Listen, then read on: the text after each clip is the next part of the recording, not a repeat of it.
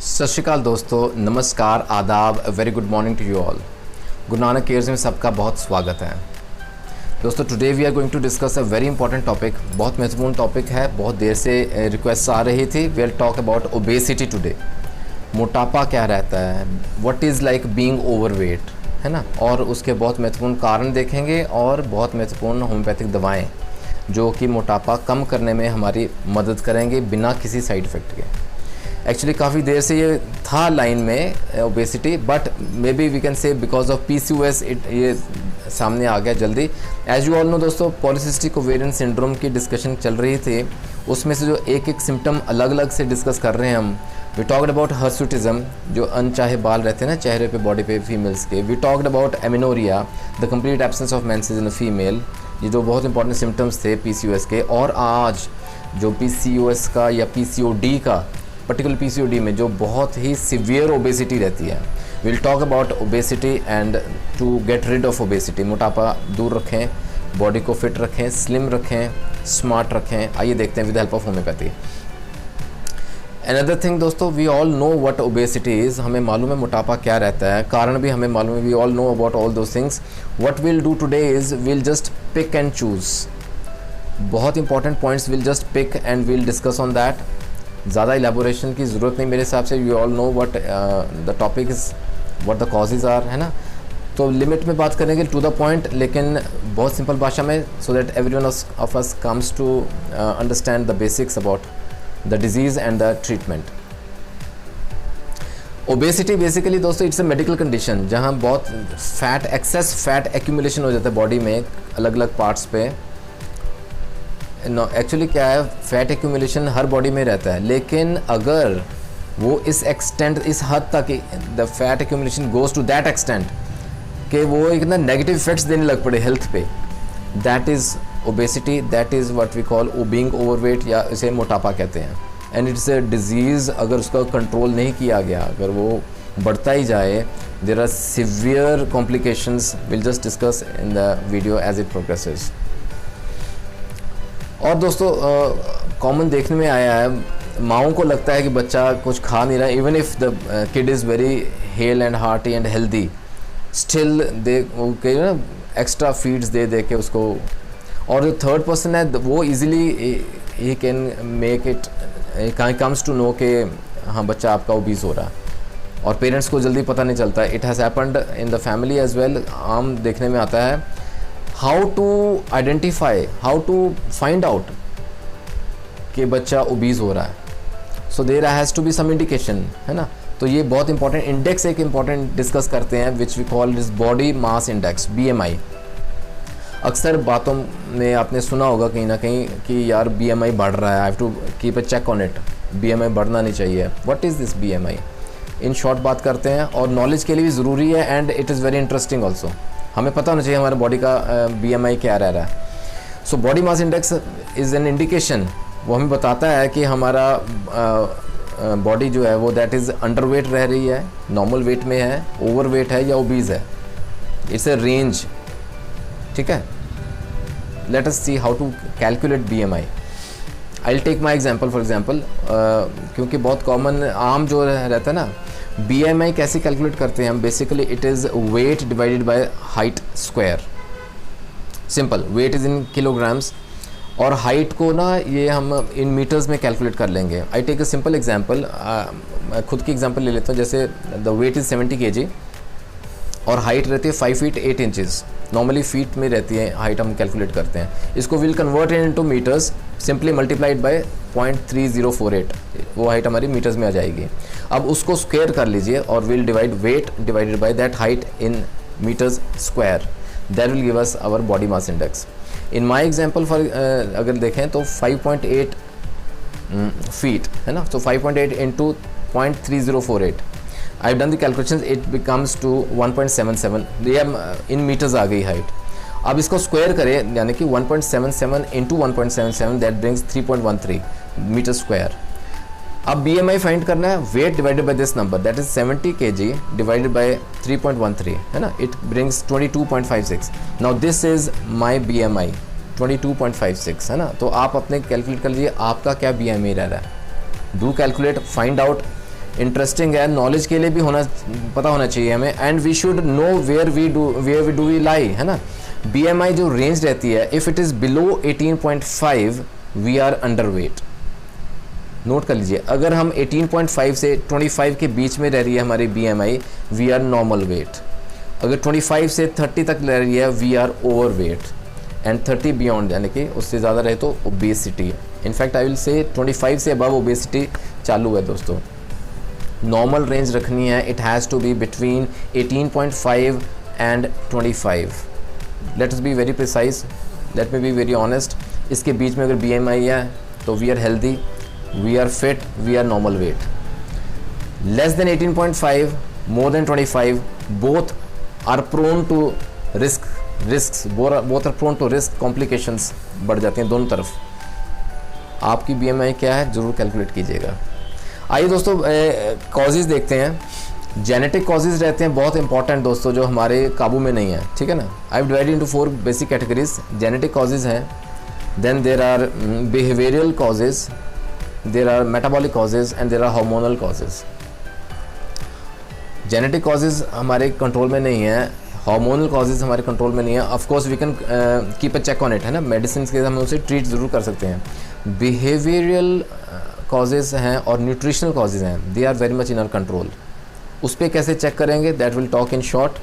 क्योंकि ओबेसिटी को दूर करना है दोस्तों दवाओं के साथ, ये कुछ स्टेप्स माइंड में रखने ज़रूरी है, उसको इम्प्लीमेंटेशन, इसका इम्प्लीमेंट करना बहुत ज़रूरी है। और नहीं तो क्या रहेगा, it will lead to serious cardiovascular disorders, it can lead to type 2 diabetes mellitus, sugar की बीमारी हो सकती है। It can lead to various types of cancers, it can lead to a serious disorder जिसे हम स्लीप एपनिया बोलते हैं, सोते समय जैसे ना सांस रुक जाना और फिर अपने आप फिर चालू हो जाना, that is a very serious disorder, उसको रोकना ज़रूरी है। Sleep apnoea, as weight increases ये डिसऑर्डर्स बढ़ जाते हैं। Then there is always also risk of being arthritic, है ना, ऑस्टियोआर्थराइटिस का रिस्क भी बढ़ जाता है विद ओबेसिटी। तो ये कुछ रिस्क फैक्टर्स हैं, कॉम्प्लिकेशंस हैं जो ओबेसिटी के साथ लिंक्ड हैं। And now let us see how do we prevent obesity. Prevention के लिए हमें क्या करना चाहिए, apart from medicine will talk about that. लेकिन कुछ जो हमारे कंट्रोल में हैं, जो बिहेवियरल एंड न्यूट्रिशनल जो हम प्रॉब्लम्स जो हम कॉजेज़ को कंट्रोल कर सकते हैं, what is that. First of all of course exercise has to be there and on a regular basis, कम से कम 30 मिनट्स, है ना, on daily basis, exercise regularly. Second is keep a healthy diet plan, follow a healthy diet plan, cut on the extra calories, carbs को cut कीजिए, carbohydrates intake कम कीजिए, fatty food कम कीजिए, that is basic diet plan बना के उसको follow करना है। Thirdly दोस्तों, monitor your weight quite regularly, be consistent in your efforts, and very importantly दोस्तों, identify the food traps। पहले उसको समझिए फूड ट्रैप्स क्या हैं हमारे, उसको आइडेंटिफाई कीजिए और फिर उसे अवॉइड कीजिए। This is a very important part of the prevention list. आप मानेंगे we take 3 major meals in a day, लेकिन जो इन बिटवीन के हम स्नैकिंग्स करते हैं ना, वो नुकसान कर जाते हैं कई बार। कभी कुछ फ्राइड स्नैक्स ले लिया, कभी स्वीट्स ले लिया, है ना, कभी कुछ नूडल्स बना के ले लिए, कभी कोई बेकरी के प्रोडक्ट्स खा लिए।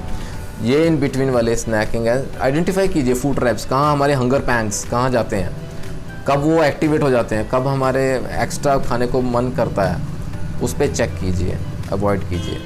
Either you should have a plan in such way कि हम सारा दिन कुछ छोटे छोटे मील्स लेते रहें, स्मॉल मील्स, है ना, लेकिन अगर हम मेजर मील्स ले रहे हैं तो avoid the in between snackings.